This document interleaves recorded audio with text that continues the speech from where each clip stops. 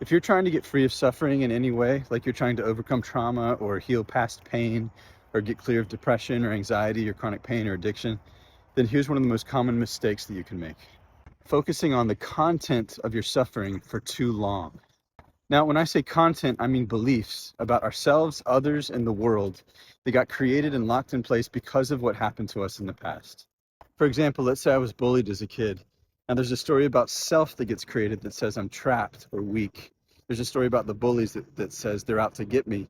And there's a general worldview that gets locked in place that says the world is unsafe. So this is all content which gets stored in the body along with its corresponding emotions, and in turn starts to affect our perception of things.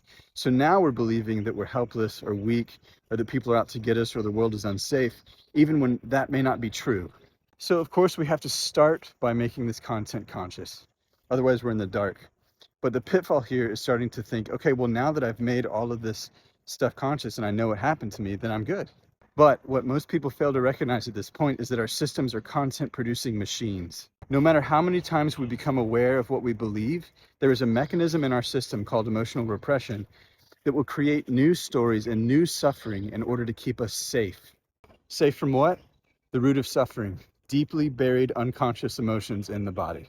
And to get to this root, we have to focus solely on the function of our suffering, not its content. Focusing on the content is staying safe by staying stuck. In natural recovery from suffering, we utilize the Kiloby inquiries to find freedom from suffering versus safety in lesser forms of suffering. Start finding yours at repressiontest.com.